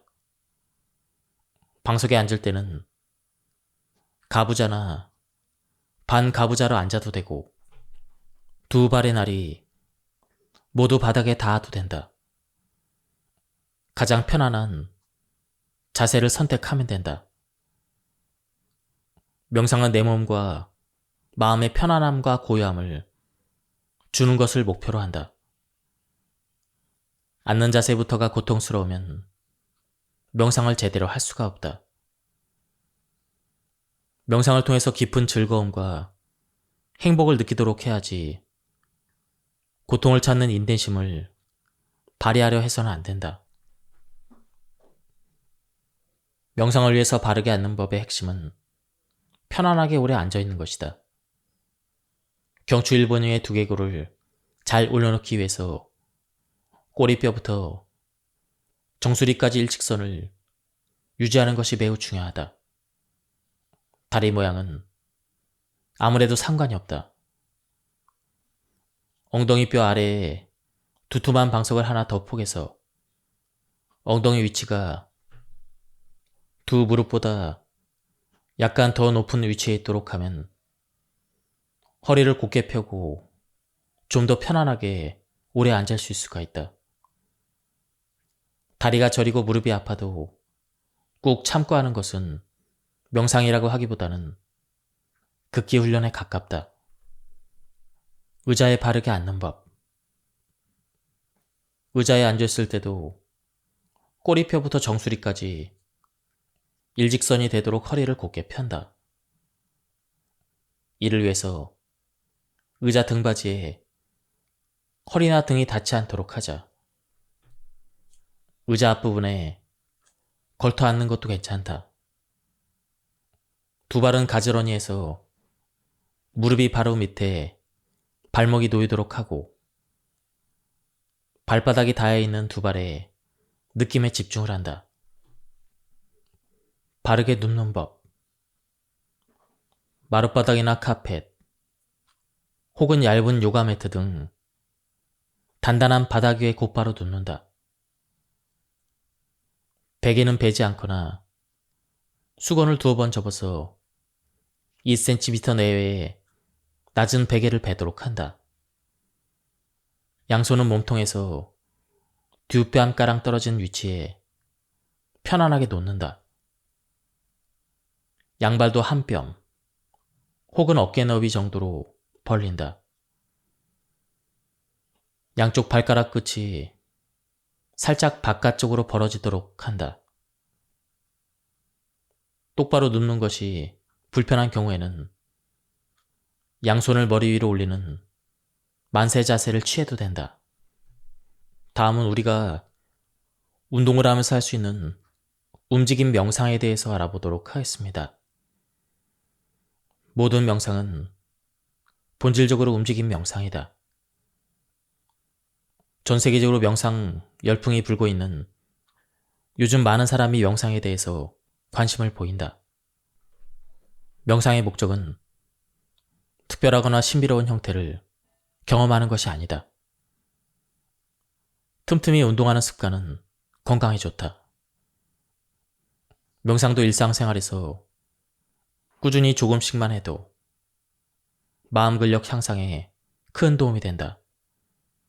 명상의 핵심은 가만히 앉아서 생각을 잠재우는 것이 아니다. 오히려 적극적으로 자신의 몸과 마음에 주의를 기울이는 것이다. 호흡과 몸의 긴장을 가라앉힘으로써 지금 여기에 존재하기 위한 훈련이다. 명상의 핵심은 몸을 다스려 마음을 다스리는 것이다. 모든 수행은 몸을 통해 마음으로 가는 여정이다. 몸을 통해서만 지금 여기에 존재할 수가 있다. 마음은 과거나 미래로 달려간다. 과거에 집착하면 분노나 트라우마, 스트레스가 일어나게 된다. 미래를 향해 기억을 투사하면 불안이나 두려움이 나타난다. 행복감이나 긍정적인 정서는 몸과 마음이 여기에 현존할 때만 가능하다. 명상은 종류, 방법, 전통과는 상관없이 몸을 통해 지금 여기에 현존의 부정적인 감정을 걷어내는 것이 목표이다. 우리는 적극적으로 몸을 쓸 필요가 있다. 명상을 하면 평온함, 고요함, 편안함, 즐거움, 행복감이 느껴진다. 만약 그렇지 않다면 명상이 아니라 다른 것을 하면서 애쓰고 있는 것이다. 움직임 명상의 일종인 고유 감각이나 내부 감각 훈련 역시 마찬가지다. 훈련하는 동안 혹시라도 몸과 마음이 불편하다면 즉시 중단해야 한다. 움직임 명상을 꾸준히 하다 보면 어느 순간 몸과 마음이 평온해지고 그 평온함 속에서 지극한 행복감이 올라온다. 다음은 기초적인 움직임 명상 실습입니다. 1. 준비 자세. 서서 하는 명상 자세로 똑바로 선다. 꼬리뼈부터 정수리까지 일직선에 놓도록 한다. 온몸의 긴장을 풀고 호흡에 집중한다. 특히 교근, 승모근, 흉쇄 유돌근, 얼굴 표정근, 혀 근육 등의 긴장을 풀어 한 번씩 확인한다. 눈을 감거나 아니면 한 점을 향해서 그것만을 계속 바라본다. 눈동자를 움직이지 않으며 안구 근육은 모두 긴장을 푼다. 몸무게가 발바닥에 실리는 것을 느껴본다. 나의 체중이 발바닥을 지그시 누르는 힘을 자각한다. 2. 손바닥으로 얼굴과 가슴, 복부를 스캔한다. 손바닥을 복부 쪽으로 향하게 해서 두 손을 천천히 들어 올린다. 두 팔로 커다란 나무 기둥을 얼싸하는 듯한 그러한 자세로 손바닥이 가슴, 목, 얼굴, 앞을 지나가도록 한다. 두 팔을 쭉 펴고 손바닥도 쭉 펴서 손가락 끝이 하늘을 찌르도록 하면서 고개를 젖혀 두 손을 바라본다. 두 손을 천천히 내리면서 얼굴은 정면을 향하게 하고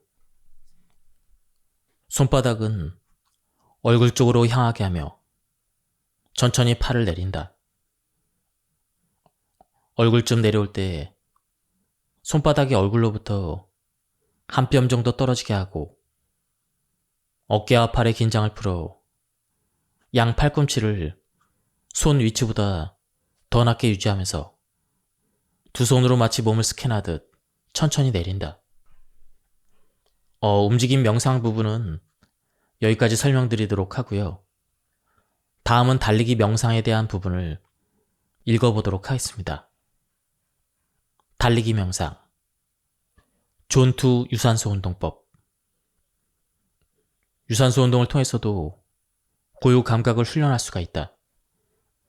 가장 쉽게 할 수 있는 유산소 운동인 천천히 달리기로 예를 들어보자. 우선 호흡에 집중하면서 꼬리뼈부터 정수리까지 일직선을 유지하면서 긴장을 푸는 것이 중요하다. 목과 어깨와 팔과 다리와 몸통, 그 어떤 부분도 긴장되지 않도록 살피면서 천천히 달리기를 시작한다. 특히 복부의 긴장을 풀어서 배를 툭 풀어놓는다. 머리는 편안하게 세워서 정수리가 계속 하늘 쪽으로 올라간다는 느낌이 들도록 한다. 한편 승모근이 긴장되어 어깨가 들어 올리지 않도록 계속 어깨를 툭 떨어뜨린다. 귀와 어깨가 점점 멀어진다는 느낌이 들도록 한다. 양 팔꿈치는 대각선이 아니라 앞뒤로 움직이는 느낌을 유지하도록 한다. 두 손이 가슴 중앙선 앞쪽으로 오지 않도록 되도록 몸 양쪽으로 앞뒤로 움직이도록 해야 하며 그래야 어깨 근육이 긴장되지 않는다. 달리기를 시작해서 5분 정도 지나면 호흡과 심박수가 점차 안정된다. 이때부터 발바닥이 지면에 닿는 느낌, 팔과 다리에 전달되는 다양한 감각, 얼굴을 스치는 바람, 팔의 움직임이 주는 느낌 등 모든 감각을 알아차릴 수 있도록 집중한다. 한 걸음 한 걸음 달릴 때마다 발바닥에 전해지는 그 느낌이 매번 조금씩 달라지는 것도 알아차리도록 한다. 그러다 보면 호흡은 더욱 편안해지고 규칙적이 된다. 달릴 때 허리를 곧게 펴면서 편안하게 명상하는 느낌을 유지하면서 두 다리가 저절로 앞으로 쭉쭉 나아가는 듯한 느낌이 든다. 발바닥으로부터 발목, 무릎, 고관절, 허리, 등, 목 등의 주요 관절이 부드럽고 자유로워지며 마치 부드러운 구름 위를 달리는 듯 해진다. 어디를 언제까지 가야 한다는 의도도 없다. 지금 여기서 나는 오롯이 존재하며 호흡하고 있을 뿐이다. 지극한 행복감이 온몸에 퍼져간다. 이것이 고유 감각에 집중하는 유산소 운동으로서의 달리기 명상이다. 앉아서 하는 명상보다 훨씬 더 집중도 잘 되고 명상의 효과도 크다. 고유 감각 훈련은 실외에서 하는 달리기 운동뿐 아니라 실내 자전거나 로잉머신 등 실내에서 하는 여러 가지 유산소 운동을 통해서도 할 수가 있다. 심박수가 평소보다 약간 증가한 상태에서 규칙적인 상태를 한동안 유지하게 되기 때문에 불안감이나 분노 등 부정적 감정 완화에 탁월한 효과가 있다. 고유 감각에 집중하는 유산소 운동이야말로 최고의 마음 근력 훈련이다. 유산소 운동을 할 때 한 가지 주의할 점이 있다. 대부분 너무 과하게 해서 문제가 생긴다. 숨을 헐떡거리며 체력이 닿는 데까지 최대한도로 운동하려는 우를 범하는 경우가 있다. 마음 근력을 강화하기 위해서 유산소 운동을 하는 것처럼 정신력의 힘으로 기를 쓰며 이를 악물고 달려야만 한다고 오해하는 사람도 있다. 이렇게 체력의 한계까지 밀어붙이면서 운동하는 것은 그 효과가 미비할 뿐더러 오히려 몸과 마음을 약화하는 부작용이 발생할 수가 있다. 고유 감각 훈련을 위한 유산소 운동을 가장 효율적으로 하려면 심박수가 2단계에 지속해서 머물도록 운동 강도를 조절해야 한다. 이른바 존2 트레이닝을 강력히 추천한다. 가장 약한 강도의 운동이 1단계라면 최대 심박수에 근접한 정도의 강도 운동이 5단계이다. 때에 따라서는 운동 강도를 6이나 7단계로 나누기도 한다. 천천히 걷는 정도의 1단계보다는 조금 더 센 강도의 운동이 바로 존2 운동이다. 존2 중에서도 심박수가 상단을 유지하는 것이 좋다. 즉, 세 번째 단계로 넘어가기 직전의 강도가 적절하다는 것이다. 이 부분에서 우리 몸의 신진대사가 가장 효율적으로 이루어진다. 몸으로 들어오는 산소의 양과 근육에 의해서 소비되는 산소의 양이 정확히 균형을 이루는 지점이다. 이보다 더 센 강도로 운동하면 약간씩 무산소 운동으로 전환되어 몸에 젖산이 쌓이기 시작한다. 젖산 자체는 열량을 발생시키기도 하고 근육의 손상과 통증도 막아주므로 좋은 것이긴 하지만 젖산이 축적되기 시작했다는 것은 곧 유산소 운동의 범위에 최대치 범위를 넘어섰다는 뜻이며 몸이 전혀 다른 형태의 에너지 생산 방식을 채택하기 시작했다는 것이다. 따라서 세 번째 단계로 넘어가지 않는 선에서 운동 강도를 유지하는 것이 존2 운동의 핵심이다. 나의 존2 심박수를 어떻게 할 수 있을까? 개인마다 다르지만 대체로 최대 심박수의 65에서 75% 구간이라고 보면 된다.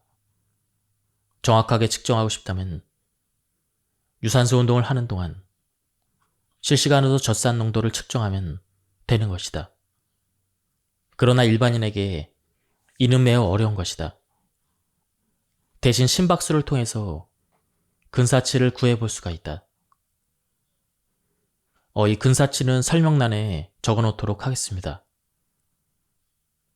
공식은 다음과 같다. 0.7 곱하기 가로하고 최대 심박수 빼기 휴지기 심박수 가로 닫고 플러스 휴지기 심박수이다. 저자분은 이 공식은 좀 높게 나온다고 설명하고 있습니다.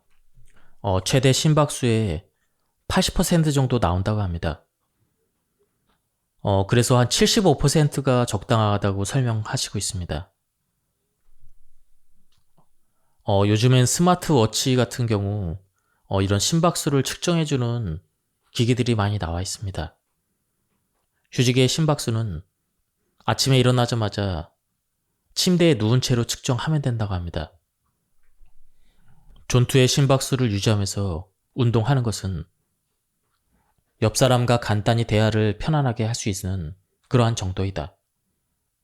예컨대 운동 중에 전화를 받았다면 상대방이 내가 운동을 하고 있다는 것을 알아차릴 정도로 약간의 호흡은 거칠지만 그래도 편안하게 계속 말을 할 수 있는 정도의 운동 강도이다. 존투 유산소 운동은 심장이 고르고 규칙적으로 뛰게 하는 훈련이므로 감정 조절 능력 향상에 큰 도움이 된다. 만약 숨이 차서 대화하는 데 방해가 되는 정도라면 이미 존투를 넘어섰을 가능성이 크므로 주의해야 한다. 예, 지금까지 이 책에 대한 리뷰와 낭독을 마쳤습니다. 이 책은 거의 700페이지에 육박했는데요. 거의 책 한 4, 5권을 합쳐놓은 그러한 내용이었습니다. 한번 책을 구해서 읽어보실 것을 추천드립니다. 그리고 저자분의 유튜브도 있는데요. 김주한 교수님 이름으로 검색을 하면 많은 영상들이 있습니다. 그 영상들도 추천합니다. 예, 여기서 오늘 영상을 마치도록 하겠습니다. 감사합니다.